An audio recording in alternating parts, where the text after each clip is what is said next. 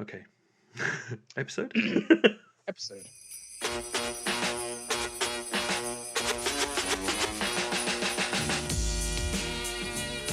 So welcome back. It's been a while. This is GAMF, and right now we are how many days away from Christmas? Fuck. 6. I think it's next Wednesday. Yeah. It's Thursday. Yeah. So we're 6 days away from Christmas, and we decided that a fun little let's get back to doing this thing would be for us to. Mark is currently opening an advent calendar. I just remembered I hadn't done my advent calendar for today. With what I hope is vegan chocolate in it. It is, damn well is. Moo free. Marvelous. Moo free chocolate. Moo free. Oh, that's actually the brand. That's a good name. Ah, they're very good. They're best. They're done in Devon. Cool. Although weirdly, we noticed this is imported from Australia. That's very weird. That is very weird, isn't it? With the big recycle logo on the back after it's probably got, 14,000 carbon miles or whatever. Yeah, I do feel bad about those miles, I have to admit. It's not cool. Anyway, we are doing the Charles Dickens A Christmas Carol story and its various interpretations. But the little twist that we put on it is we've each watched a version of a Christmas Carol, but neither of us knows which version we have watched. So we're going to talk about the famous fable. Christmas gimmick episode! Christmas gimmick! Christmas gimmick battle royale! Christmas gimmick! It's the gobbledygooker episode version of Christmas Carol. Get my tennis racket, I'm going to be Jim Cornette. Gene is Bob Cratchit. Mean Gene is... I can't even think of any Bob Cratchit lines to do as Mean Gene. Could you spare a penny, Mr. Ebenezer? Yeah. I can't do it. What Vince is Scrooge? Of course. God bless us, everyone. The thing is, though, in that version, Ebenezer McMahon just ends up meaner at the end of it. Absolutely, yeah. And Paul Bearer is the ghost of Christmas Past. Oh. Exactly. Hang on a minute, can we just, before we get into this problem, who else would be... So who's Marley? Good question. Vincent Senior. Oh, okay, good, fine. Who is sorry, Ghost of Christmas Past was Paul Bearer. Paul Bearer. So Ghost of Christmas Present? Present. Ooh, that's an interesting one. What are you thinking? It depends when you consider the present, right? It can just straight up be The Rock. Okay, that's fine. That works for me. Yeah. Come forth and know me better, man. Okay, that's not The Rock. That's terrible. Sorry. And then the Ghost of Christmas Yet to Come. I mean, it could be just silent protagonists, Kane or Taker. Ooh, yeah, that would work. Because, yeah, maybe that's how the friendship starts between Paul Bearer and Taker. They bump into one another on the way out. I could make you a superstar. Oh, no, it'd be heir apparent Triple H, wouldn't it? Oh, yeah. Triple H walking out with a lot of metal shit, a lot of skulls, a lot of... Just spits water all over the bed. Yeah. It's like, God damn it, you're ruining my sheets. Yeah, I like that. Go bald someday. Yeah. You're going to lose your hair, too. I'm not, because I'm a genetic jackhammer. I'd watch that. WWE Christmas Carol. Absolutely, yeah. And then The Miz is in there as someone who gets kicked up the arse. Yeah, and, someone on the street or something. Jim Ross gets fired 3 times in a row. In all the stories, all the flashbacks, in all the flashbacks, Jim Ross gets fired. So in everyone's like, let's look at a Christmas where you did this, and then it's firing Jim Ross and firing Jim Ross again. Yeah.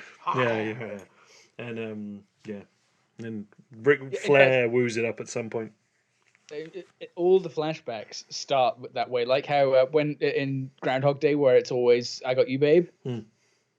Every flashback starts with "You're fired." Yeah, dude. Let's look at another Christmas where you fired JR. Barbecue. Oh dear. We should do an AEW episode at one point. We should watch an episode of AEW and We should, yeah. yeah, because I'd like to know what you make of it. Maybe an episode of Power as well. Pellet, yeah. Mm-hmm. Okay, yeah, we'll do that. Future episodes, folks. 2020. Yeah. We're going to be doing more regular gaps, or this is going to be it, and then we'll be back next Christmas for another gimmick episode. Was last year the Cluedo episode? Yes, it was that we recorded with my busted up foot in Worcester. Oh yeah, your foot was fucked. I'd forgotten about that. Yeah.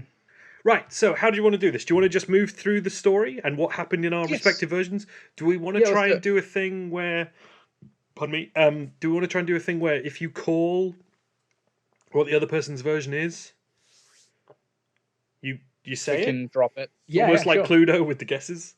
Yeah, I wish I'd listened to the cute Cluedo one so I could bring back some of our weird verbiage from it. Oh, because we ended up doing a lot of French. I just remember there being a lot of French. Lots of French. It was like Moutarde and what was no, it was good stuff anyway. Yeah, we'll listen to it afterwards. Go listen to the last year one. It's probably going to be superior to this. But I remember by the end of it, we were doing like and that was enough. Like we got it. Peep, lead peep, wasn't it? Lead peep. Yeah, lead peep. La peep in the.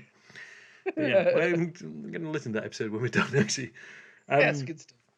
Yeah, so I have notes for my version. You have a Wikipedia page for your version. I do, and I only watched it last night, so it's still pretty fresh in my mind. Good. I watched mine on Monday night. Randomly, it found me. So I had a version I was going to watch. This is the only version I've watched. I have some quotes and some bits and pieces that I made as this goes along, and you have the Wikipedia page. So we'll go through it, and if we can guess it, then I guess who won last year? I've just realised we're in a competition-based Christmas episode. Oh, we are 2 years in a row. I believe I won. You won, okay. So I'm going to try and bring it home. I'm a massive fan of Christmas Carol, so this does serve me because I've probably seen more versions than most. I'm sure you have, yeah. And I'm certain that you've seen my version. I just don't know how on your radar it is. Okay, good. It might be a clue. Maybe I shouldn't have said that. Fuck knows. We will find out. Right, okay, lead us off. Rattly chains. Rattly chains. I might cut in some music and things, I don't know. Whatever I do. Just all Undertaker. Like the Christmas Carol music is all like bong. Like that bong and the music playing fits pretty well of like of a ghost showing up. So might layer over some like carolers or something Christmassy over the top of the Undertaker's theme music. Excellent. That'll be our thing. Right, so do you want to get us started? No, I would like you to get us started because this is you know it better than I do. Okay, so Stave 1, Marley's ghost. Marley was dead to begin with. There is no doubt whatever about that. The register of his burial was signed by the clergyman, clerk, the undertaker, and the chief mourner. I'm going to do my version, and we can talk about what actually happens in the story. I feel like everyone knows the story. Yeah. Crusty old dude, very bitter, is visited by 3 ghosts across the course of Christmas Eve, and he wakes up, it's Christmas Day, and he is a reformed character ready to present himself back to the world and will love the world more. Right, exactly. Yeah. He starts off he's a very particular kind of character, and then by the morning he's like completely changed his ways. Yes, yeah, changed his ways as a result of the experiences that he has with the ghosts. Yeah, throughout the night. So ghosts of past, present, and future. Past, present, and future. Exactly. Yeah, and obviously Marley. So sure. So and just out of interest, do you have like not the version you've done, obviously? Mm-hmm. And this isn't an attempt to narrow the field, but do you have a version of this you think is the best version? Not really. I like several versions in different ways. You mentioned the Zemeckis most kind of recent one, although I'm sure there's some probably that are more recent. Yeah. I actually quite like that. The CG isn't wonderful, but I have a fond memory of. I went to see it at the cinema, and I have a fairly fond memory of going to see it. Not related to anything, just a feeling, related to having enjoyed it. Bouncing around. Yeah, bouncing around, man. And so I actually quite like that telling of it because it doesn't shy away. I was worried when I went to see it that it was going to shy away from the darker aspects of the story, and it really doesn't do that. It's quite creepy in places and enjoyable in that way. There is a TV version that I couldn't tell you who was in it or when it was from that creeped the crap out of me when I was a kid. I will put money on that being the George C. Scott one because it is creepy as fuck. Okay, and he was a hell of a Scrooge. That was like the late 80s. But okay, yeah, that sounds about right because it looks kind of 80s video-y in my head. So yeah, it was that really creeped me out. But yeah, do you? Is there one particular version that stands out that's not the version that you did necessarily? I think Muppets. Oh, Muppets is great. I think Muppets is a fantastic adaptation of the book. Weirdly, even though it's like Muppets. Sure, that rules that out actually, because when we first mooted this idea, I was pretty certain that would be the one you'd choose. Yeah, well, I thought it was. It would have certainly been in the shortlist, but potentially too obvious because how do you? Yeah. You know, as soon as like if we start going through it beat for beat, it's like Charles Dickens shows up joined by his rat. You know, like it's gonna give it away. The version I've chosen might do that as well. So. Yeah, but I think that's really good. I think the Alistair Sim one is pretty great, really. It always looks like crap lately on TV. It deserves a bit more care and attention paid into it, but I'm sure someone has remastered it at some point. But the version I see, the black and white version I see sometimes on Christmas, looks very badly video transferred. The Patrick Stewart one's pretty good. The one with the guy who played Frasier, I think, and the guy from Seinfeld is dog shit. The one that includes dancing CGI skeletons for no apparent reason in a musical number. Oh, it's very bad. I don't think I've seen that one. I think it's Kelsey Grammer. Kelsey Grammer, I think, as Scrooge. And Jason Alexander is either Bob Cratchit or no, he must be Bob Cratchit. But there's a bit where there's a lot of dancing skeletons, and it is bad. It's like a Hallmark Channel or something. It's terrible. Yeah. And there's various other ones that are no doubt brilliant, but I can't think of them off the top of my head. But the George C. Scott one, which I'm not sure I've ever seen repeated on television, is quite harrowing. I remember all the look under my coat, look, they are, greed and want, or whatever the children of bad society, were just being like nasty fucking things. Scrooged, obviously, if you're going to look at revisionist stuff, Scrooged is pretty goddamn great. There was a TV version with the guy who played Grant Mitchell for like ITV, which is just not good. Ross Kemp. That's him. No, and he played he was a loan shark, like East London loan shark called like Eddie Scrooge or something. It was. Oh, it sounds horrible. Yeah, it was proper. Was it like they were trying to do Guy Ritchie? Yeah, let's say yeah. Type thing. Okay. Ugh, that sounds horrible. Yeah. So, assuming it's none of those versions. No, it's none of those versions. They all open in the same kind of way, really. We open on the business. Today, you become a man of business. I'm looking forward to it, Headmaster. You will love business. And it's I guess it's Christmas Eve. Yeah. And Bob Cratchit is working away, and Scrooge is counting his money. That sort of thing happens. So take it away. So mine starts with shots of London, various shots of London. There's probably a title sequence in there somewhere.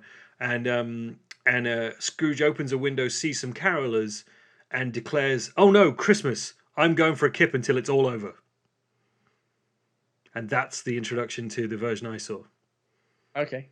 He then mine starts with carolers, actually. Okay. Yeah. Victorian or contemporary? Victorian. Mine's kind of Victorian too. It's a bit of a anachronistic mess, mine, but yeah, it starts with it. Yeah, mine too, actually, funnily enough. But yeah, it starts with characters, carolers rather, and then he gets a visitor, like a local woman. There's usually a charity person who comes to visit him. Yeah, seeking charity and yeah. So that's kind of where it goes next. And there's actually a series of visits, charitable visits, where that's kind of the opening gambit is a series of visitors and increased exasperation and dismay. Yeah, I think in mine, I haven't made a note about it, but I think it was in that first movement. It was on the street, and Scrooge takes money out of the charity guy's pot, and then kicks out the walking cane from under him. Oh, okay. So to be like to really hammer home he's a bad seriously. guy. I think he just like I forget what the charity guy said, but he's rattling a pot and he's just thank you very much, and he takes the money, and then he probably says something else, and then he kicks the thing out from under him and the guy falls down. So there is also in this opening montage there is a bit where Scrooge blows up the carolers with a like a comedy Danger Mouse style bomb. Okay. And then I think it might just literally flash, and there's some like science class style skeletons. Excellent. Oh, this is a great version. You're gonna love it. Is it a comedy version then? It's debatable. Okay. All right then. It has a laugh track. All right. So, but whether it's funny or not, we'll decide as it goes along. So I need to tick off my first few notes. Okay, so yeah, so you in yours there were charitable visitors, as there are in a lot of the versions. Like, would you like to give to the poor, and the poor should, what is it, to go to the workhouse, things like that. Right. Yeah, there's a couple of mentions of workhouse, in mine, but it's actually from the Cratchit character. The workhouse gets mentioned, and kind of in passing, nothing really kind of severe. But Scrooge really doesn't focus on that too much. But then, where does it go from there? So it moves on to that evening has kind of almost passed by, or like that part of the evening's passed by, and they're settling down. Yeah, closing up the business for Christmas. Closing up the business, exactly. And then there's one last visitor, and it's the niece relative. Forget what she's like one of Scrooge's relatives who he would have gone to visit. It's traditionally a nephew, but it's a niece in your version? It's a niece in my version. Interesting. Yes. Okay, that narrows it down. Doesn't help because I can't think of one with a niece, but it certainly does. Okay. Because usually it's what's his name? I can't remember the character's name that usually shows up. But later on, in a lot of versions in the Ghost of Christmas Present bit, you see the day he should have attended with them. Right. Yeah, and like he's peering through the window and sees it's a happy family all together. They're playing parlor games and things like that. And, carving the turkey, etc. Yeah, depending on the version you get it. And I think in Dickens they're playing a game, a kind of charade style game. Sure. In my version of it, game. Have you ever watched the episode of Downton Abbey where they play charades at Christmas? But and Maggie Smith's character says, "This is not charades. This is the game." Ooh, no, I don't remember it. But good old Maggie Smith. Look who's here, Jimmy. It's Santa. Oh, fucking great. Let's tell him what you want for Christmas. I'm on my fucking lunch break, okay? For an old woman all her life. Yeah, she really has been. Like, your Secret Garden on, it's just like she was never young. No, you watch Hook. Hook. She's a grandma in Hook. And that's like 93? Yeah, something like that. Yeah. Just to interrupt quickly, what are you drinking in your giant big gulp? Oh, Diet Coke. Aha. Very good. Yeah. I've got. And then I also got a bottle of water. I was drinking Ribena, but that's finished. So I'm on the beer now. But I decided that like 3 a.m. in the morning or whatever the fuck it is was a good time to start drinking beer. I was actually wondering what it was because it looks almost like a Mountain Dew type energy drink. So no, it is a strong New England IPA from Brewdog called Hazy Jane. Marvelous. So I decided, when we started this one at whatever a.m. in the morning was a good time to start drinking. So I'll be slurring my words by the end of this one, folks. We're gonna have a piss up. Right. So in that section for me, Bob Cratchit, who I was about to say who was played by, which would have been a giant giveaway. In my version, there are actors who play multiple parts, a la a pantomime style thing.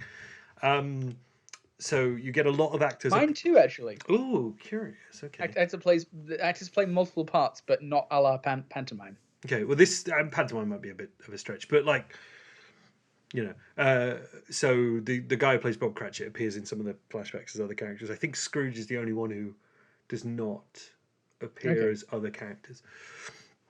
And there were special guest stars in this one as well, so that tells you something. But yeah, and in this one too. Oh, really? Yeah. Okay. Interesting. Just one question for each of us. Like, was yours produced for television? Yes. So mine was too. Okay. Okay.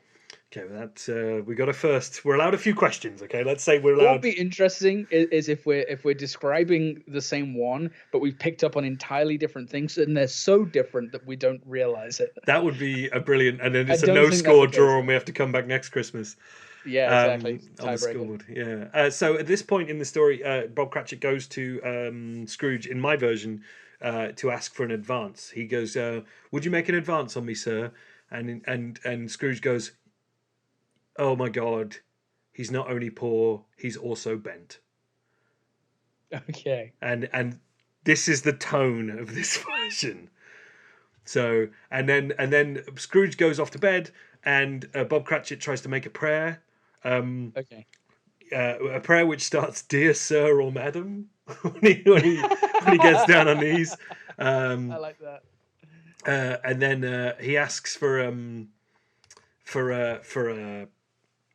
someone to. I think he asks for something to keep him warm during Christmas, and then an angel arrives, and it's like, "We're here to answer your prayers," and he gives Bob Cratchit a giant pair of bloomers, Okay. like a pair of under long johns or whatever, and then the angel backs out of the doorway he came in, looks up and goes, "Okay, Joe," and the string takes him back up on his angel wings thing. And I was struck by the idea that they couldn't figure out how to signal the guy to when to do it, so they just thought, just screw it, we'll put it in the performance and just make it part of this ramshackle kind of as live style mess we're doing here. I like it. So okay. Interesting. So is it framed as a play then? No, like a live production. It's just they're just acknowledging it. It's almost like zoo style. There's a lot of there's just a lot of levels to this thing. Some are funny, some don't make any sense, and it just carries on. And it looked like a reasonable amount of fun they were having making it. And and whether or not it's just like, "Okay, Joe," and then it's just he goes back up and I think that's great. Before it cuts, you see his feet still hanging there because there can't be that much clearance. So, no. And then it cuts to Scrooge in bed, but I'll let you do your bit. Okay, so toward the end of this movement, they've closed up shop. They get one last visitor, I believe. Oh, the niece. Sorry. After the niece. Oh. They get one last visitor, and there's kind of like a bait and switch, because you think the visitor is coming for one reason, but they're actually not. And that plays into the character development later on, and then we head to bed. And it's a fairly short sequence between the closing shop and heading to bed section. Wow. Okay. Oh, it's interesting. I want to know who that visitor was, but I suppose you don't want to tell me because it will play later. Yes. Yeah. Okay. If I told you, you would guess it straight away, I'm sure. Oh, interesting. In ours, we cut to Scrooge in bed, and he's counting money in bed, and then he sweeps all the money into a chamber pot. Mm-hmm. That is later described by a character as his chamber of commerce. Oh, brilliant! Which is both a good joke and a joke that went entirely over the audience's head, because I don't think anyone did it. And then he gets into bed, and then we're into there's no real Marley in this version. It's the kind of the angel that visits Cratchit. Mm-hmm. So we get into. Oh no! Wait a minute. The first ghost is wearing chains, though. So I suppose the first ghost is also is both Marley and the first ghost, thinking about it. So, yeah, but the first ghost, I'm about to go into the first ghost bit. So if you've got anything to do before the first ghost arrives, then yeah.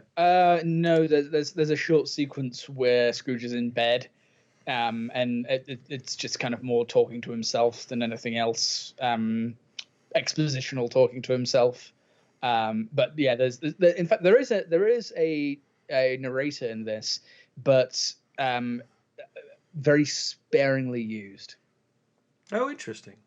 Yeah, and in fact, the does he have a rat? No. Okay. The person who narrates shows up physically in the retelling later on in one of the flashback sequences. Crikey! All right, nice. Okay, so first ghost. First ghost. Stave 2, the first of the three spirits. When Scrooge awoke, It was so dark that looking out of bed he could scarcely distinguish the transparent window from the opaque walls of his chamber, until suddenly the church clock tolled a deep, dull, hollow, melancholy 1. So it starts with the clanking of chains. Yep. And Scrooge wakes up in bed and he announces, "Flippin' plumbers, they promised they'd fix that cistern 3 weeks ago." Audience laughs. I think I might have guessed it. Oh, interesting. Okay. Let me finish. Should I hold it? I'll hold it. I hold it, and then the first ghost takes him. Says, "You've been a bad bloke" or whatever. None of this is actually dialogue. The flipping cistern bit was, but he announces like, "You need to change your ways," all that sort of shit, and then it's like, "We'll take you back 1 year to the past to see one of your victims."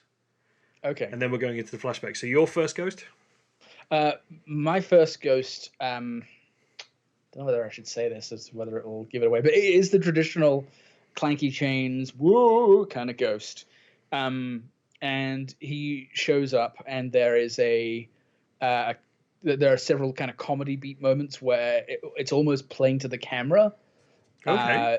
Almost fourth wall breaking, but not quite, like right on the edge of it. Because at first it's like stage fog and backlit doorway and stuff like that, and he's a big guy, and he comes through the door, and he's going, "Oh," like this, and it's just eerie. But then he kind of goes, "Oh," and looks around a little bit almost, and it plays it quite heavily. This is Marley, or this is the Ghost of Christmas Past? Yes. Oh, so they've done the same thing as my version did, where it's almost like combines the two. Because traditionally, almost the same. Marley is these are the chains I forged in life, right? And then the Ghost of Christmas Past is often portrayed as a little girl or a candle, like, or both.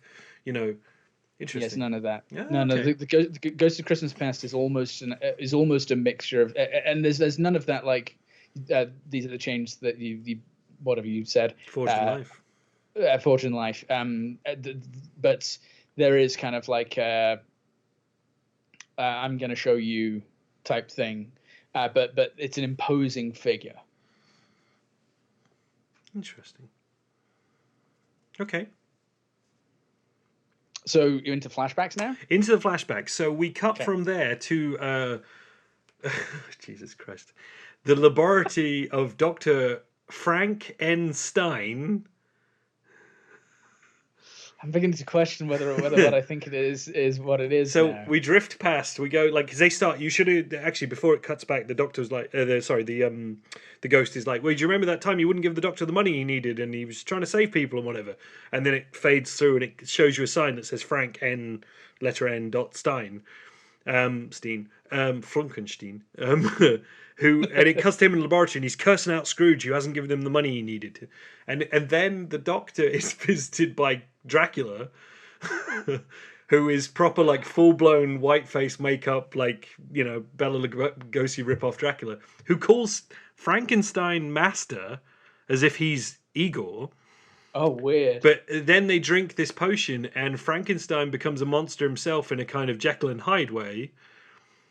And then they talk about reanimating the monster, and they've been building the monster, and the reason that he was asking Scrooge to lend him money was to build his monster, and he wouldn't. But it turns out so they're going to reanimate the monster. You think it's going to be the Frankenstein type monster, but it's not. It's a lady monster called Fanny, Okay. and Fanny wakes up and she loves Frankenstein.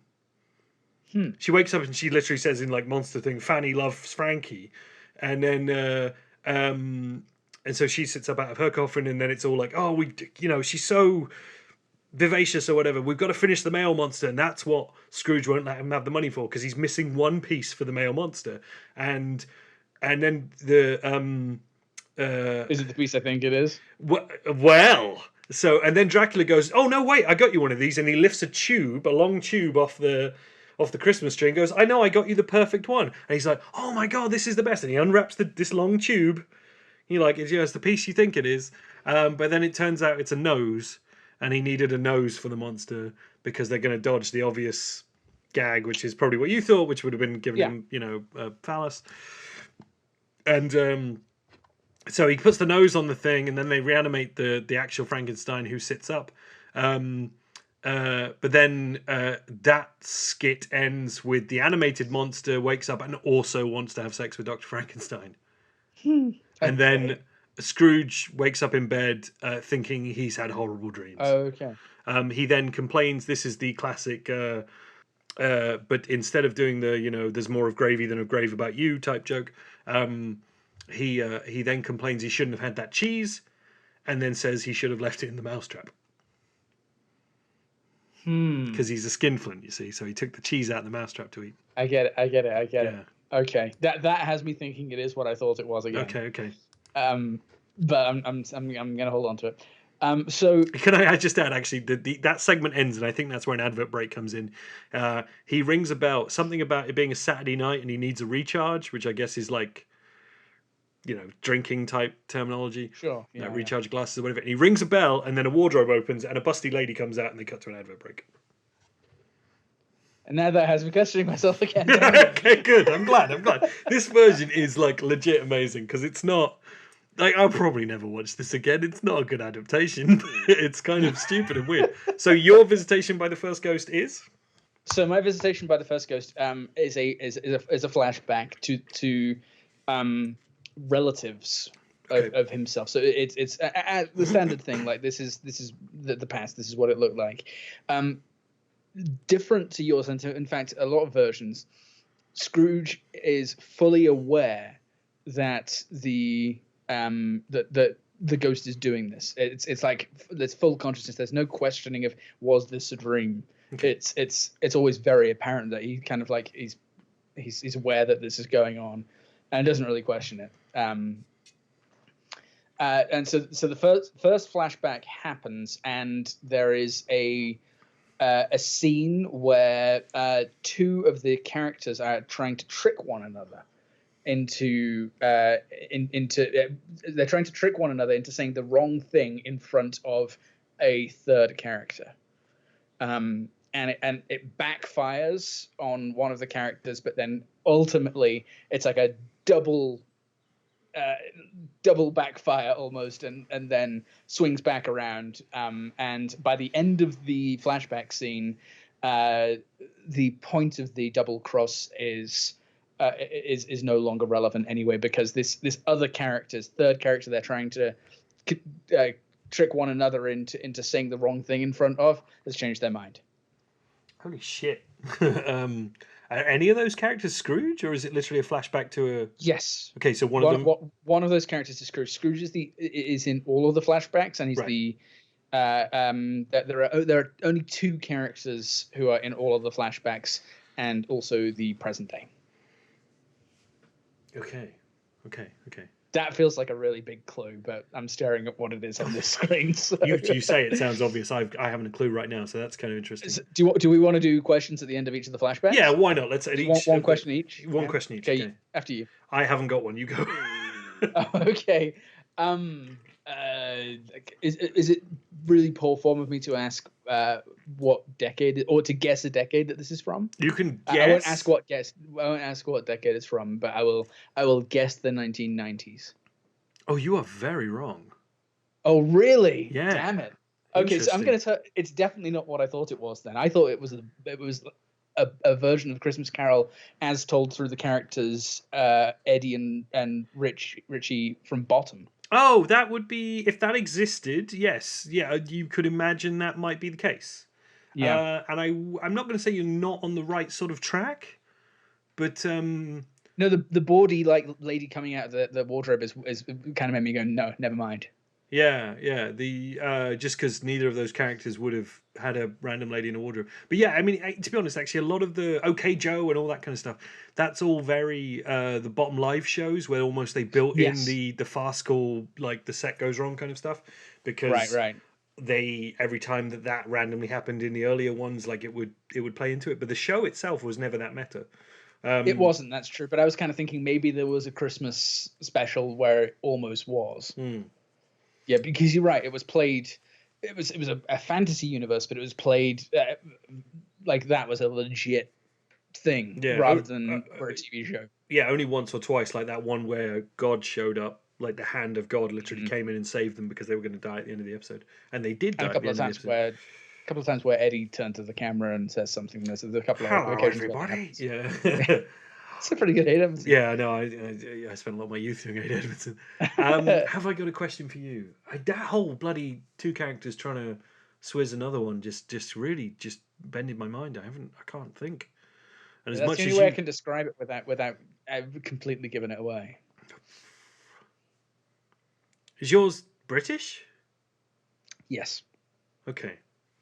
So it was produced for UK television. correct. Okay. All right. That's my question. Okay. The visitation of the second ghost. I want to say stave 2, but we might be in stave 3 by now. I can't remember how many staves Okay. there are. Yeah, I think 3. Yeah. The third stave. The second of the spirits. Scrooge awoke in his own bedroom.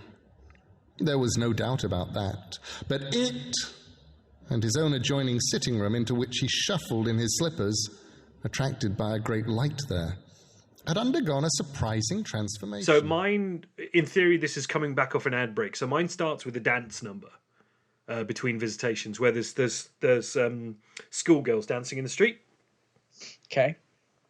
all men dressed up, and then they do carol singing. And then Scrooge bemoans them, like he opens a window, he's like, "Oh, carol singing!" And then the leader of the group, the headmistress, let's say, they claim they are singing to save fallen women, but we're saving fallen women. And Scrooge goes, "Well, you better save me one." And then he pours piss on them from the window.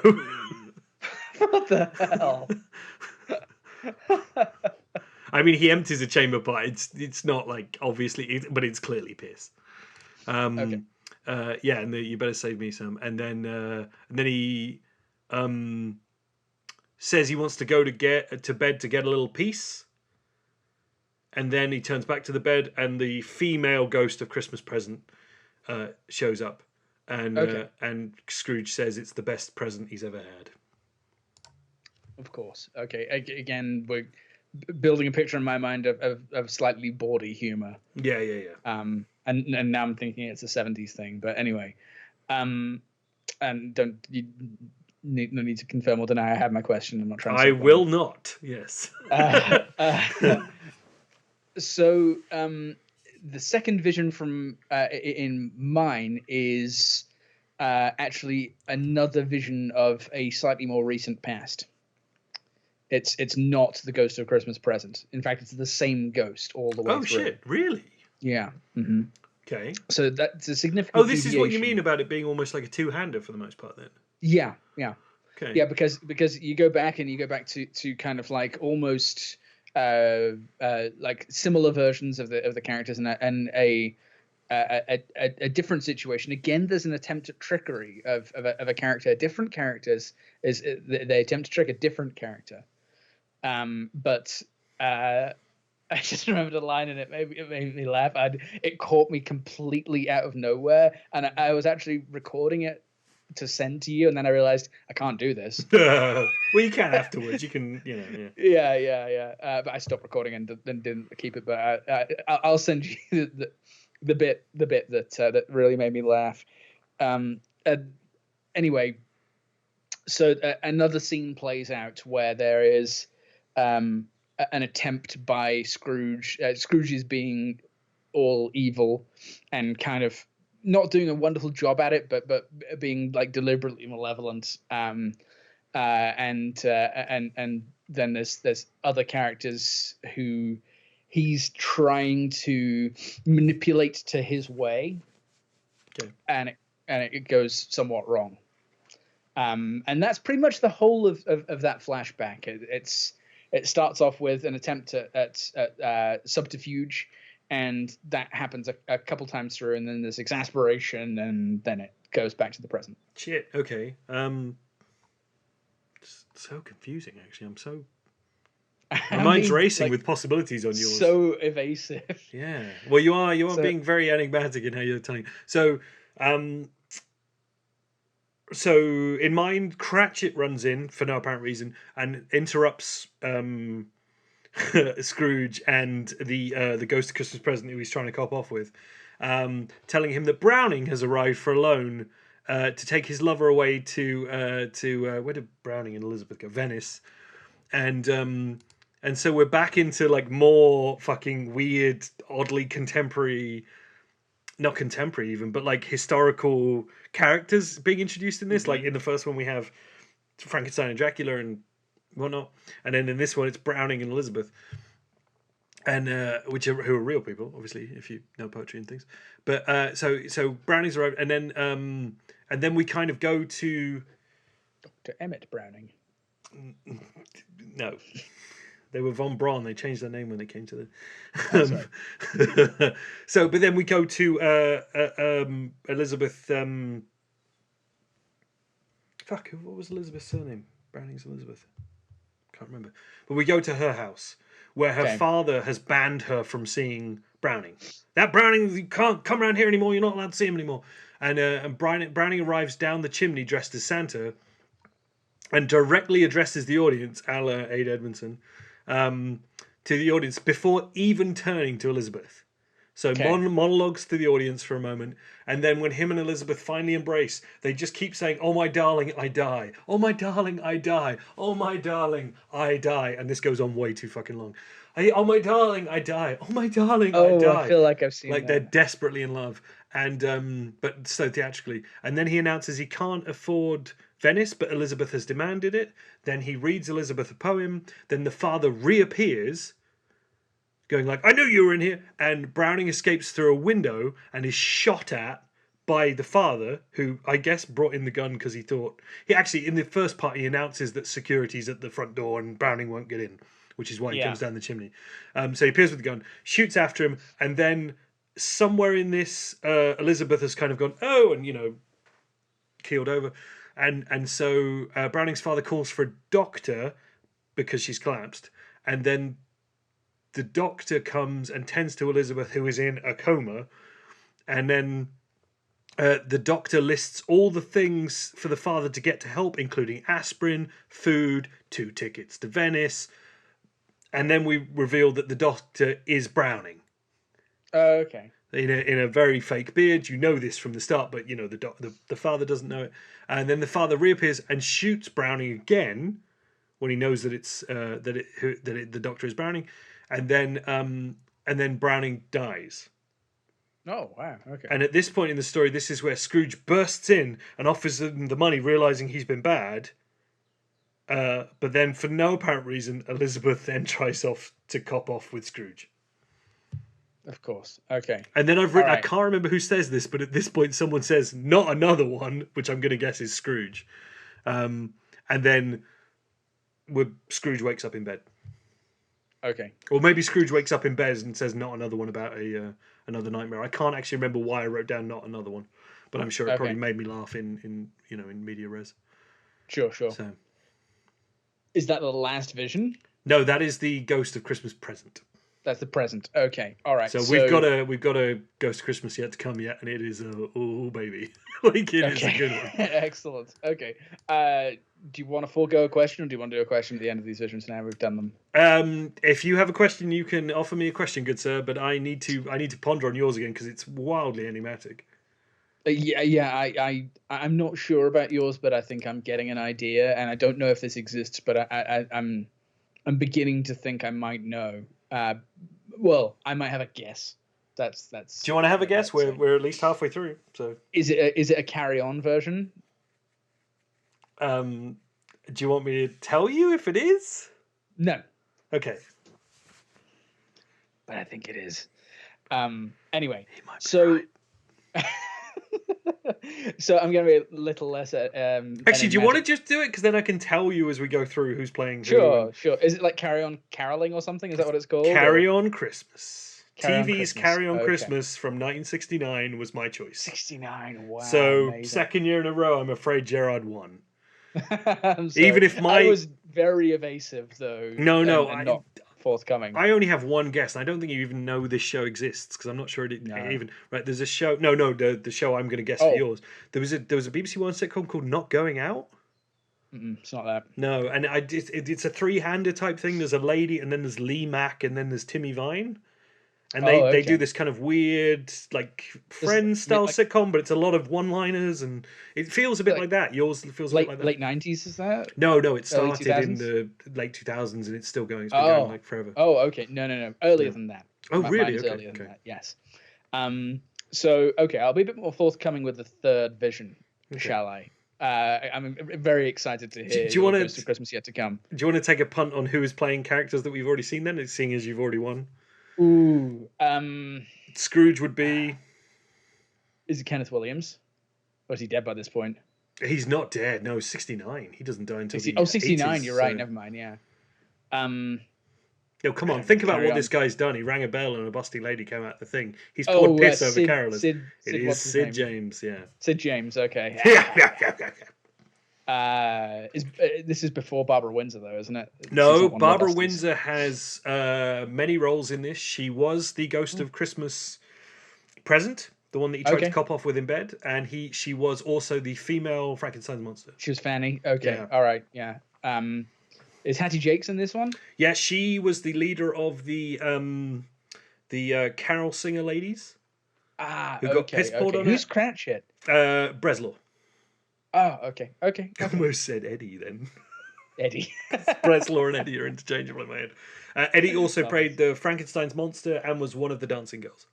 Okay. And then you've got Terry Scott and Peter Butterworth, who is like the MVP of this fucking thing. Played Dracula. He was an amazing Dracula. At one point in the Dracula bit, he just goes, "Oh no, the teeth!" and he puts in the teeth. Like he forgot about the teeth, and then tries to gnaw on everything. It's just so weird. Magnificent. It's such a piece of junk, this thing. But it's I think they only did they did a couple of series of a thing called. Oh, I don't know what it was called now, but there's a couple of Christmas ones, and then there's like 2 series of short-lived TV episodes, yeah, and they're not very good at all. But this one was actually written by what me and Pete describe as the golden era guy from Carry On, who was Talbot Rothwell, who wrote most of, not necessarily the super early ones, but he wrote most of that mid-section of the good ones. The really good ones. Before they get like a bit more, like, I mean, this sounds bawdy, but this was like, it sounds like it was boshed off in a weekend with a 6-pack. But once you get into the 70s, what's that? A party 7, probably, yeah, just dunking his thing, just a party 7 and a straw. But yeah, once they get into the 70s and they get a bit more Confessions of a Window Cleanery, he's not writing them by that point. Okay. But the golden era, like camping and whatever, that's all Talbot Rothwell writing it. So, and he wrote this. So, and I always like the ones that were set on ships. They were always some of my favorites. Cruising and Cruising is the one I saw in high def recently on TV, and you can really tell in the nuance of like seeing it in high def how much Sid and Kenneth Williams just fucking resent each other. Really? Yeah, it's you just see them staring at each other, and I took a picture of it on TV and sent it to my brother and was like, "Look at them fucking hate fucking each other," you know. Wow, fascinating. Oh, and the ghost of the OK Joe was what's his fucking name? I always call him Gorf. Charles Hawtrey. I didn't even have to look it up. It just popped into my head. Charles Hawtrey was Gorf. So. Yeah, I know the one you're talking about. Yeah, the kind of like almost Kenneth Williams one, but not as camp. Stave 4, the last of the spirits. The phantom, slowly, gravely, silently approached. Again, like the previous 2, we go to a scene with so we go to characters, and there are these familiar characters, different versions of these familiar characters. Same actors playing the same actors portraying them, and except this time it's in the future. Okay. And it's in fact in the distant future. And there are versions of the previous characters in the scene. In fact, in the first 2, there are 2 actors, famous double act, in fact, and they're not in the first. They're not in either of the first 2 scenes together. Oh, I think I've just figured it out. Together. Okay, don't say it yet. Fuck! I should have guessed that you'd go for this as well. God damn it! I could have had this earlier if I'd really thought about it. Carry on. I think you got it. No, you weren't. You did carry on.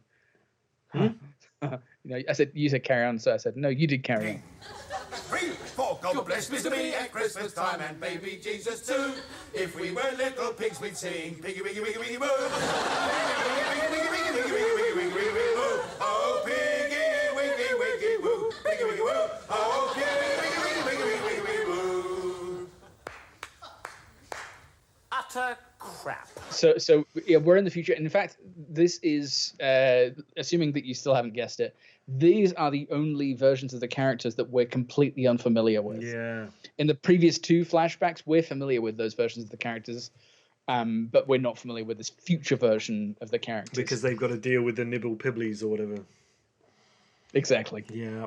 Fuck, I should have got this earlier. Fuck, carry on. What is it? It is Blackadder's Christmas Carol or whatever the version of it is. That's exactly what it's called. Yes. Fuck, It's and Blackadder's I still Christmas do the figgy pudding joke to my brother every year, and he hates it. And it's not even it's what I do is a version of that melded with something else where I go figgy pudding. And it's not it. But yeah, shit. Okay, god damn it. I should have got this. I could have won this, folks. Shit. If you hadn't been so goddamn. Damn. You got so the characters that I mentioned at the start. It's, Robbie Coltrane is he bursts Robbie through, Coltrane doesn't he? is the ghost, and that's why I said it's one ghost because he he just shows up, and I should have got that. And he's the present, past, and future. Yeah. But yeah, so for those who haven't seen this version, the reason I was being so enigmatic is because charismatic enigma puzzle was because it's flipped on its head when we meet Blackadder he's a nice guy. He's the nicest guy in London. And the 2 characters I mentioned who come to visit, and then we see them later, it's Miriam Margolyes and Jim Broadbent as Queen Victoria and Prince Albert. And Albert is amazing. He is loving. He keeps giving stuff away. Yeah. He keeps like giving away what present he's got, and his damn is his thing that he does. It's wonderful. I love it. Yes, so it's flipped on its head. He's the nicest man in London, and again, that's why I was very evasive with the visitors, because unlike the visitors who are coming begging for charity, I guess they are coming for charity, but they're expecting it. And before the first visitor arrives, they have £17 and 1 penny in profits, because they've made lots in the year, but he's so charitable and he gives away so much that that's all they've got for left over for the end of the year. And the first visitor comes, and they give away something, but then I think it's the second visitor comes and he gives £17 to the minute. It's the guy with the big fat orphans. Yes, he's got such big fat orphans. Yeah. Who all look the same. They all look like, I thought, wow, they're triplets, and I looked it up and they're not even related. One of them's from like Bulgaria or something. It's really weird. Okay. Yeah, but so he gives away all his money, gives away all his presents, and then he gives away all his Christmas food. And initially that's why when Queen Victoria and Prince Albert visit, they're after, that's the bait and switch I was talking about. So they come in and they say, we're visiting the most generous person in all of London town, and then the switch is it's like the old lady next door, and they ask for money initially, and then they give them the turkey, and the turkey's this tiny, it looks like a pigeon, like a tiny little thing, and then the trick, this is more for the audience than for you because you know it, but the trick in the flashbacks is the first 2 flashbacks are flashbacks to the second series of Blackadder, which is set in Elizabethan times. And so the character that I was telling you about he's trying to trick Melchett because the Queen's off Christmas and is going to behead anyone who mentions Christmas. And he runs into Melchett in the as he's coming out of the court, and tries to tell him that she's off Christmas, but Melchett doesn't believe him. And then by the time that he gets in, she's back on Christmas. And so that was kind of the double triple cross. Which had me so confused. I have to admit, I was so thrown. There was a point at which, if I hadn't have asked if it was going to be if it was a British TV thing, I was like, did Farscape or like Stargate do a Christmas Carol? Because I was thinking you've got a small cast of people and they're playing multiple parts, and I could see Richard Dean Anderson doing a good Scrooge. Or, He did a great yeah. Scrooge, actually. Yeah. I was just thinking like that, but he'd already said it was, and they did a Groundhog Day episode, which you kind of referenced, and I remember True. Oh, good my point, short period of watching Stargate, I was thinking like, oh yeah, if they did like a gimmick comedy episode, you could have like visitations through the Stargate and different people, and we'll show you the past, but then you said it was British, and I was just like, I'm lost, So They never did that. I wish they had. That would have been great. Or terrible, but probably terrible. Yeah, probably terrible. But the second, the Ghost of Christmas Present, which is just another flashback, goes back to the third series of Blackadder, which is the Prince Regent, who's Hugh Laurie, and that was the two people. Fry is Melchett, but he's not in that third series. So, and Hugh Laurie is the narrator. That's who I alluded to. Yeah. So it opens with Hugh Laurie. I do remember narrating over the carolers. So and the bit that really made me laugh, and my retelling of it probably won't be as good, so just go and watch it if you're listening, is that they're trying to play charades, and the game. I think you'll find it's called the game. They're trying to play the game, and Blackadder stands up and does it, and he does the book thing, and Baldric says it's a book. And they think that the turn's over, and so he's trying exasperatedly to explain the how you play charades, and he puts his two fingers in the air, and so like it's actually two words is what he means, but he says it's syllables. And two silly balls. Two silly balls. I remember that. And then he says syllables, and then the Prince Regent gives up, and he said, I think it's getting a bit silla myself, and that just floored me last week. Really? Because he put silla instead of silly. But there's the other attempt at swindling, and that is that Baldric is going to dress up like an old lady and come and steal stuff.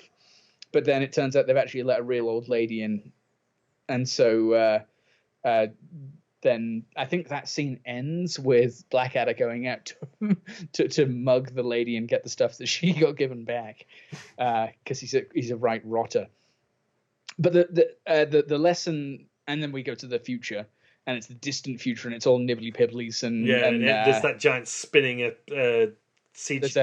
CGI, but super laser beam thing, which isn't in the wide shots for some reason, because it must have been like a CSO effect. Maybe, so you can almost see like the coloured backdrop of the set, and then in some shots it's there, and in some shots it's not. It's the same with the vision screens when they have things. There's a lot of half finished effects. Yes, and they get around that actually quite well, because whenever Miranda Richardson's talking as the Queen, and then Stephen Fry and Hugh Laurie are both in that scene as her triple husbandoid. Yeah, husbandoid.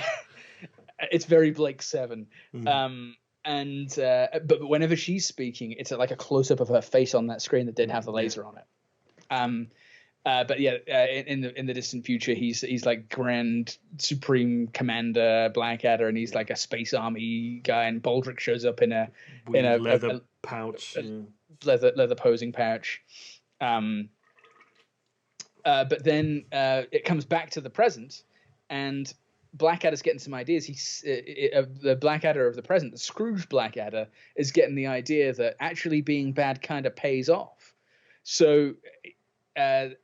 Every time they go to a vision, Robbie Coltrane character, who is, I noticed in this rewatching, alarmingly like Hagrid in this. Actually, that's true. Yeah, he's very big and hairy. He's got a big beard. He's got a Scottish accent, but still. Yeah. Every time he goes to a vision, he kind of does the wiggly finger thing and goes woo. And so Blackadder, Scrooge asks what would happen in the future if I was good. And if my ancestors hadn't been bad, and he's like, oh well, you don't want to see that, it's boring. And so Blackadder goes ooh and makes it happen. He's like, no, stop it. So it's kind of wall breaking. And they go to the future and they swap places. And Baldric is the Supreme Commander, and Blackadder's standing there in a posing pouch. So he learns the opposite lesson. This is the flipped on the head nature of it. He learns the opposite lesson, that being bad will pay off. And so on Christmas morning, far from being a transform, this is why I said a transformation has taken place, and not he's gone from being bad to being good at the well start. done. I didn't even notice that. Well done.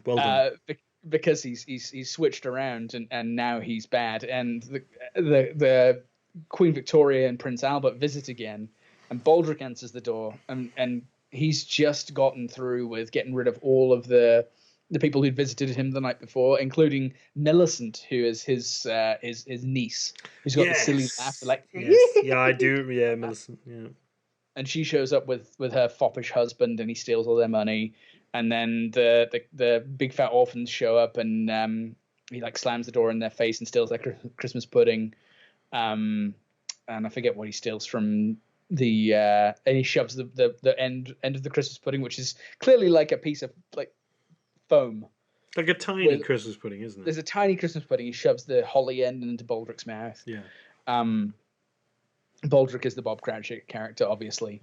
But then Queen Victoria and Prince Albert show up, and he's gone off to sit and count his money that he's just stolen from Millicent's fiance. But then they show up, and they've rethought it, and they're going to give him a title, like he's going to be Baron Blackadder, £50,000 or something like that, like a huge fortune in the 19th century. And he shows up and insults them and calls the Queen a big like fatso or something like that, and that's pretty much how it ends. Yeah. But yeah, shit. I could have won this one, folks. I really could have done, but never mind. 2 in a row. I'll get you next year. Next year. So, would you like to hear the rest of mine? I would love to hear, because you said that that's why I've kind of rushed through the whole thing, because I really want to hear the Christmas Future thing. So in the Browning one, it was Frankie Howard who was the guest star. Okay. Which is why you get the monologue, because it's fucking Frankie Howard, and he was, he just turns to camera and does it. That's all that Pompeii was. And Hattie Jakes was Elizabeth, and again Butterworth was the father and things like that. So we come back, and it's Scrooge in bed. Sorry to sidetrack you, but Frankie Howard and Pompeii. It reminded me of I, Claudius, and how we appropriated Blimus from that. And I had to explain that to someone the other day, and it didn't make any sense. Blimus is from Carry On Cleo. Is it really? It's Sid James in Carry On Cleo. Because he would say like blimey, and so Blimus because of the thing. Yeah, no, I Claudius would have been much more real than that. But Carry On Cleo is Blimus. Funny. So I explained it wrong to the person I explained it to. Doesn't matter. Let it print the legend. Sorry, carry on. Sorry. So Scrooge is in bed and is woken again by the ghost of Christmas Future, who is a groovy hippie. Let's go, Scrooge, baby. Let's let it all hang out, which for some reason was a giant laugh.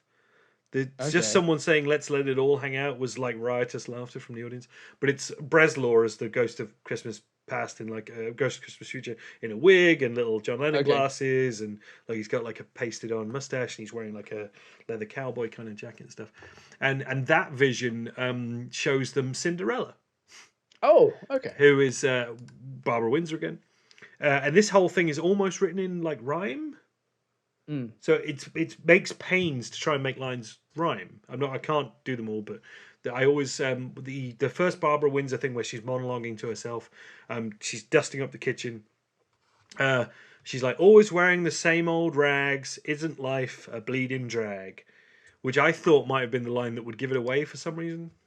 But so I wrote that one down. And then the sisters bleeding might have. If I'd had enough context clues, then life a bleeding drag. Yeah. The sisters appear and need their clothes. They are played by Butterworth and Terry Scott again, in proper pantomime dame fashion. And then Scrooge arrives asking for 6 months' rent or 5 months' rent that he hasn't been paid, and says that he'll take it out of Cinders, which is rapey as fuck. Barbara Windsor. Yeah. And he's all like, oh, he's trying to seduce her, and she rebuffs it because she says she loves Buttons. Okay. So, and then Buttons appears, and she tells... Just a straight up pantomime. It's gone full pantomime. I don't know how, like, the weird steps that have to be taken for someone to come up with the idea, like, okay, we'll do Frankenstein and Dracula in Seg 1, and then we'll do Browning and Elizabeth in Seg 2, and then we'll do fucking Cinders and Buttons, but yeah, it's full-blown pantomime. Buttons shows up and she tells him, Buttons says he wants a piece of Scrooge as well. Buttons is Charles Hawtrey again. So everyone's in love with Scrooge at this point for no apparent reason. And then for some reason, Buttons has the lamp, and says she needs a good fairy, and then Cinders gives the lamp a good rub, and there's probably a joke about rubbing a lamp. I'm sure. And the good fairy appears, which is Frankie Howard again, with a weird. He's in a silver dress and a big old like bouffant hair, as the good fairy, which they play on the fairy thing. Okay. But he turns around at several points and he's got like a weird prosthetic ass. For no reason. For no reason other than it's funny that he's got this giant like sticky outy triangle bum. Underneath the dress, or underneath like the stuck dress? on the outside? No, underneath Okay. the dress, or at I was least picturing like a in the same baboon material. ass stuck on the outside. No. It's more like a giant like Like a cardboard bustle. triangle. Yeah. That just sticks out the back of his Weird. dress. So yeah, I don't know. It's very strange. Where did you watch this, by the way? Was it like YouTube or? No. Pete has them on DVD because of course he does. Of course he does. Because he went through all the carry-ons a while back, and then he's found the DVDs of the ancillary rubbish. Right. Weirdly, I saw this years ago while I was house sitting for you on Christmas. Oh, looking really? How after funny. the SIG. Yeah, and this was back in the days when ITV3 would show this kind of crap during the day. Sure. And I was watching some of it, and this is when I discovered that there was televisual carry-on for the first time. Oh, sure. It was Yeah, in like I had no idea. 05, 06, house sitting for you. Interesting. And I remember watching some of it and just being like, this looks horrible, because it's all shot on Big 2-inch or whatever. BBC. Yeah, like it's very ITV. Come on. Sure, yeah. But it's all video, like, and it looks like video, whereas the films look like We've got films. Where you've got that like green burning when there's too bright a light and stuff. Yeah, a lot of that, a lot of bleeding edges and things, and also it has those little. Do you remember in the upper corner up here, there would be those little 3 lines? Yep, I do. When it would go to an advert break. When it was going to ads, yeah. Yeah, and those are because I can only imagine. Like, you probably know the history of that. Was that to show like to tell the local ITV stations it's about to happen? I would guess it's some kind of countdown. Okay. I remember it going away for years, and then I remember like it almost seems like it popped back up at one point in the mid 2000s, even into the digital era, which, unless I'm misremembering, it probably did. I remember it being there in the 90s still. I mean, it evolved from being but it was still up here, and it was still the black and white wiggly lines. Yeah, so that must be baked in at this point to the 1-inch master tapes or whatever, because I guess those would be the playouts, and you'd need that up there to signal the stations to do whatever the fuck. Sure. And so that's all in there. Awesome. And there was no way this was done live because the amount of character switches. Sure. But it must have been done in front of an audience because of the laugh track. Right. Yeah, so probably taped over a day or two. Possibly, I would think there was probably just breaks. Okay. But maybe they did enough costume changes to make this work. But I just don't see it really. Like, it looks like there has to have been gaps just to get everyone in costume and out. Sure. I don't think you'd manage to do this even live to tape without significant gaps. Because that's when Roy Chubby Brown comes out and entertains the audience. Hey, everybody is a load of racist shit. Yeah, exactly. Anyway, what was I? So Scrooge then reappears and tries to drag Cinders away, but the fairy casts a spell to stop Scrooge, who then goes after Scrooge herself. So the fairy, Frankie, everyone wants Scrooge. Everyone wants Scrooge because it's Sid, and Sid was all man. He's like a British Shatner. It's a good description. It's terrible.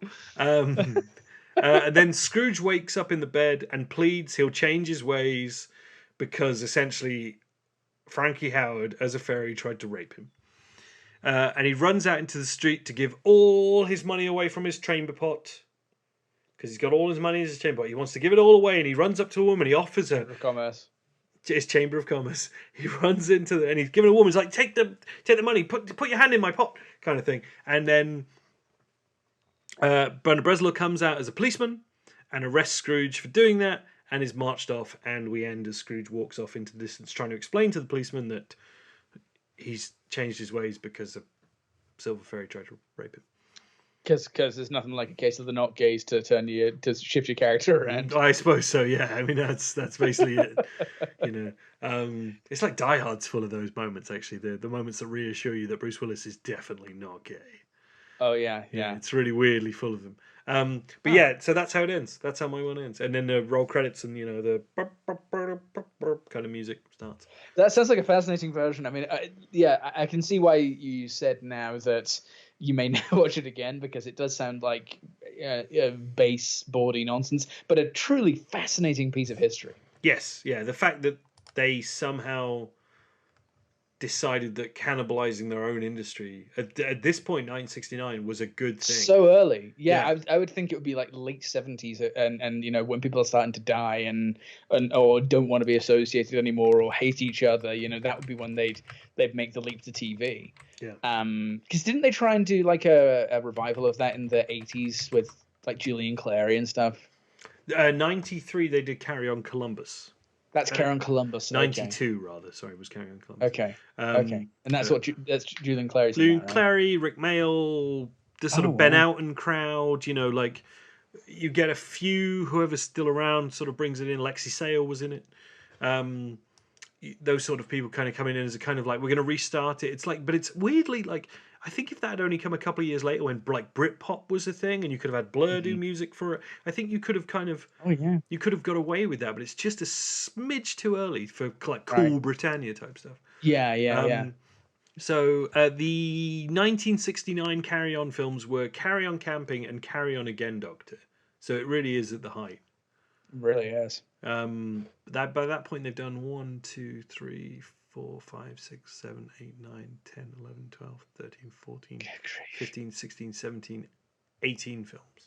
Holy crap. How many are there in total? Oh, 20 something. Hey, man. Wow. I'm going to say 20, 28, 29. Depends what you want to carry, what you want to count. Because there's That's Carry On, which is the clip one, but was theatrically released. They also did a TV show of that shit where there was clips, and then Carry On Columbus, which I'm not going to count as the original, the original bunch. But yeah, for a while, no one from the originals was in that, right? In Columbus, Jim Dale played Columbus. Oh, did he? Okay. Before he went your way and started reading Harry Potter. So weird that is that like, because everyone's like, oh, Jim Dale, like, and they all kind of like, everyone talks about him like he's this, RSC Shakespearean type kind of like, you should watch some of this Carry On shit. That he's not what you think he is. He's a fine actor, but he was a pop singer. Yeah. When he first popped up, I think he was like a Cliff Richard knockoff. Oh wow! Okay, and he only shows up the first one he's in, isn't he? Like he's someone's husband in a random scene of Carry On Cabby. I think I would put my money on him being his first one, and he's like Valerie Leon or someone's husband. Okay. In the cab, and she has a. Am I remembering this right? I want to hear this version, even if you're not. She's basically. I think the thing is that. They think they're having the kid and they go to hospital and they come back and it turns out she's not and they go back again. And so one of the stories in Carry On Cabby is just them going back and forth to hospital in the cab, not having the kid. Ring us a vague bell. And then I think somehow at the end of it, something else happens and he suddenly had the kid and they're all like, ha ha ha ha, Okay. And then, so that's the first one he's in. And then Spying, he's a joint co-lead in. What year was Cleo? Cleo 64. Oh wow, okay. So you're already quite a lot in, because you have those early ones that aren't. They're like more like Ealing comedies, and then it's really black and white ones. Yeah, there's a couple of black and white ones, and then weirdly they did Spying in black and white out of choice. Okay. So they've already made the move. They've already done Carry On Jack was in colour, which was one of the ones on the boat. It was the historical one. And then they go back to black and white for Carry On Spying. the next year. And then Cleo is the most sumptuous one, I think, because they inherited all the sets from Cleopatra that was shooting in London and then moved, but they left all the sets, so they just we can use is that why it all looks so good? Okay, I didn't know that. They inherited a lot of stuff. When Elizabeth Taylor got a cold and decided she wanted to go and film in Italy, the production had to rebuild all their sets. Wow. Then Cowboy and Screaming, and then you've got the weird period where there's two, which you can or can't count, depending on how you want to believe it, which are when the Carry On name was under dispute. Oh, interesting. Because the studio the brand changed hands, and You know, whereas Kind we of like think the of now Casino Royale situation with Bond.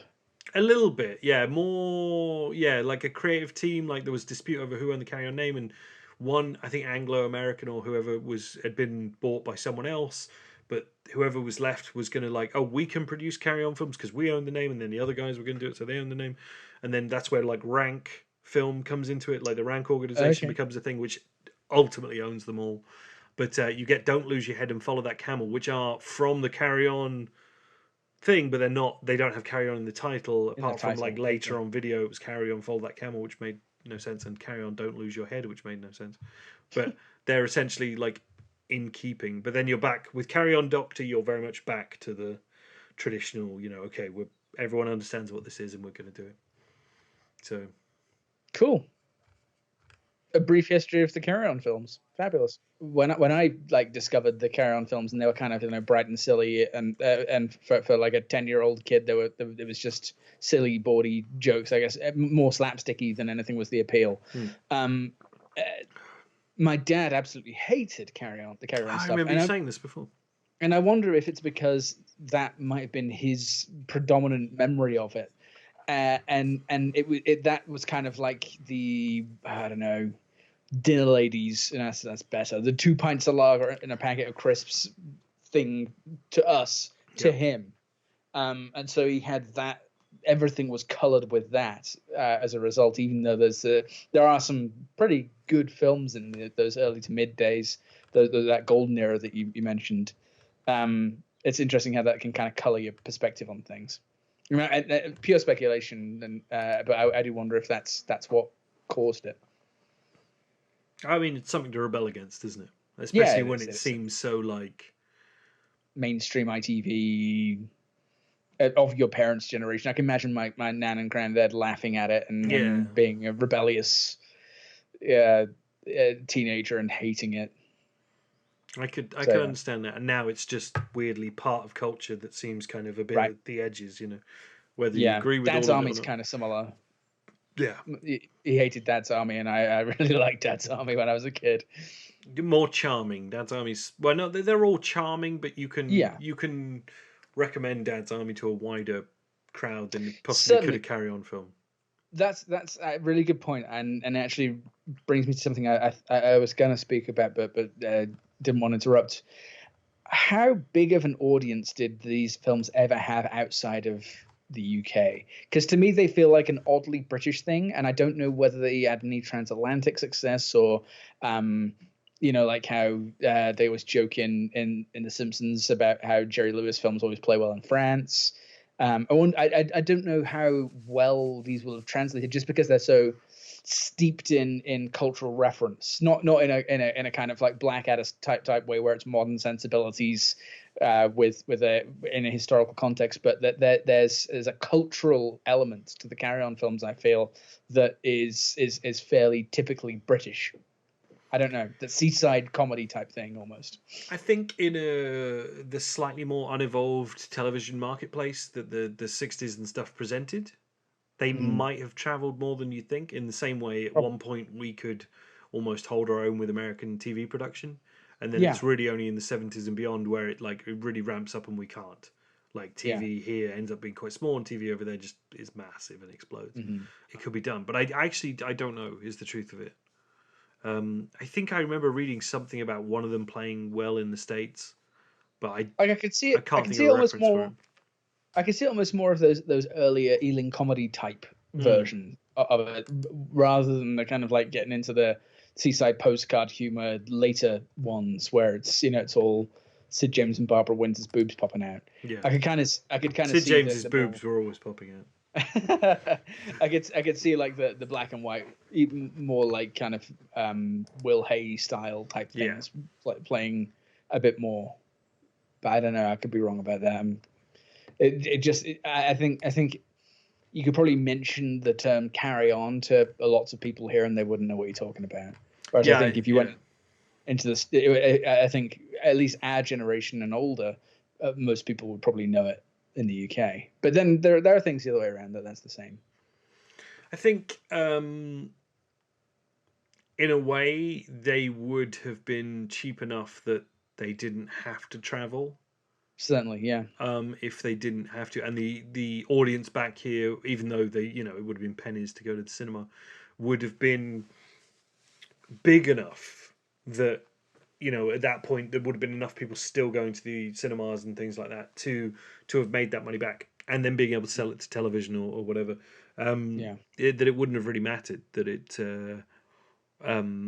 didn't travel, or that it didn't have American distribution, or that wouldn't have necessarily been anything more than an extra to their business model. Funnily enough, actually, somewhere in this giant pile of shit in this house, I have a book that Beth found on in an old bookshop, and it was about the decline of cinema audiences, Interesting. but it was written in 1959.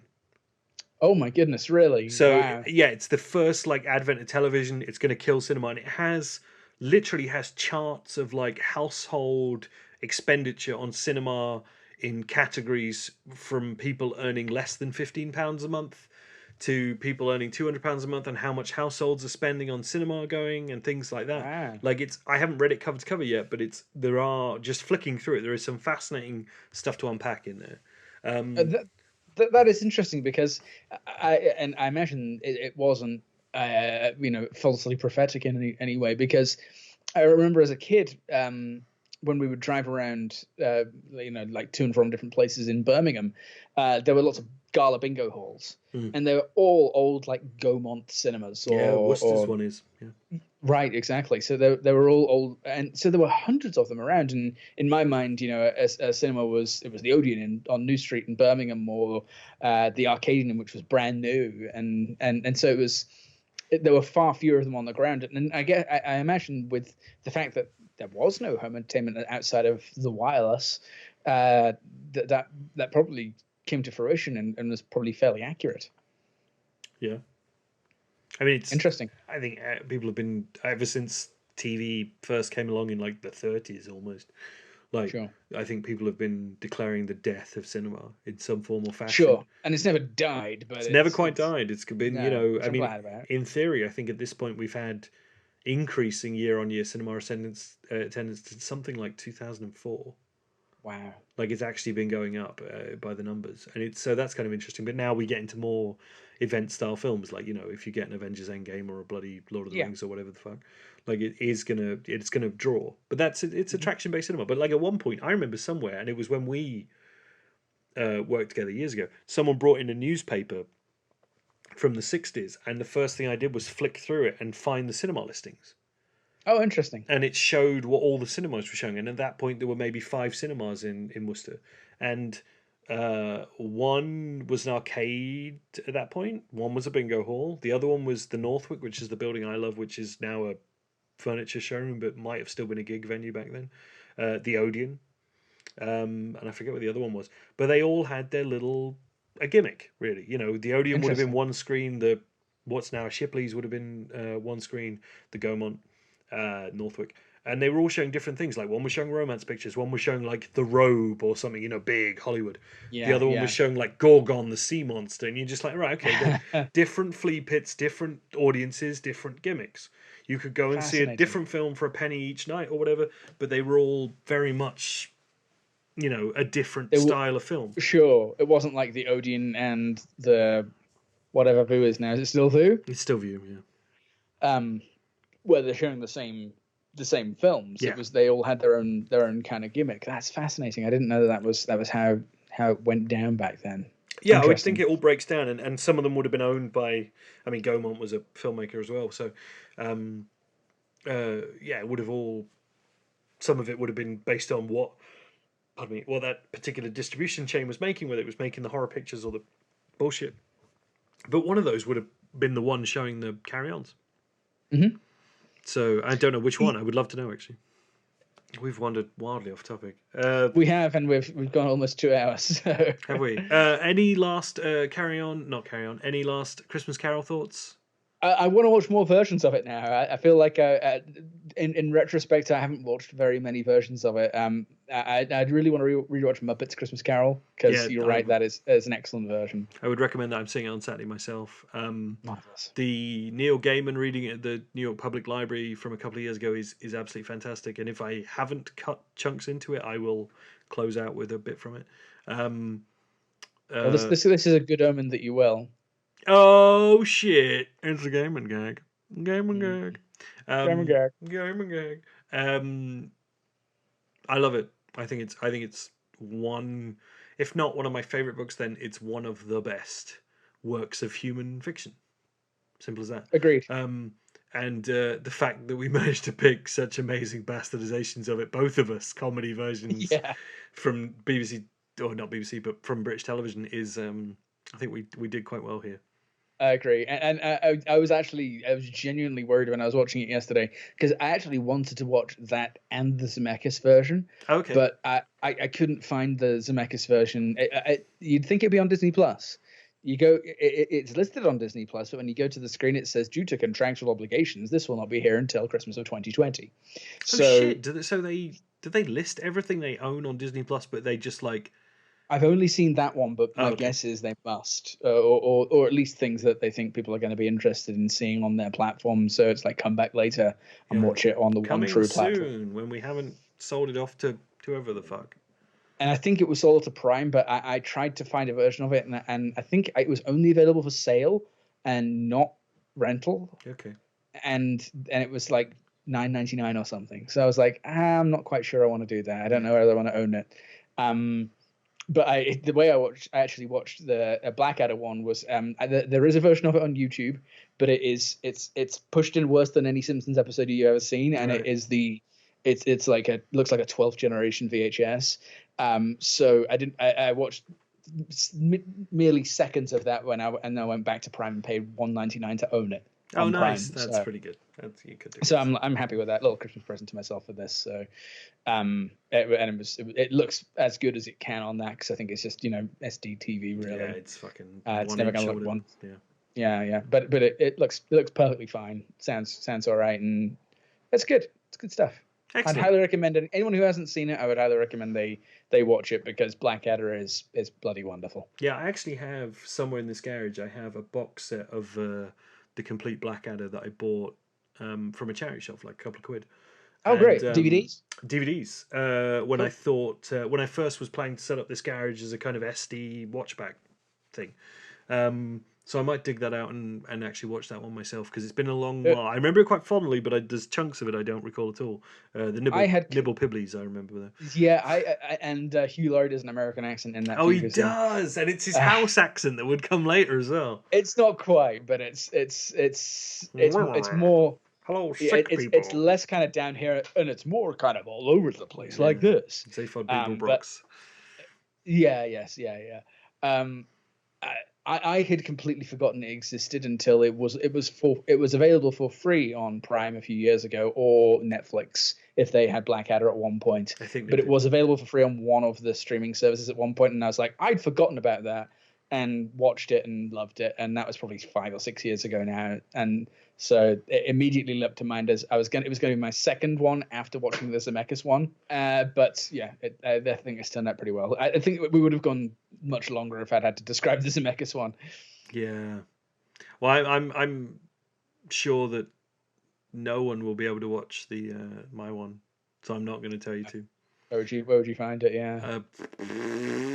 I doubt it's on anything really. I'm going to check Just Watch. BritBox? Does BritBox exist over there yet? It certainly does, yeah. Oh, does it? Okay, I wondered about that. I was going to ask you about that.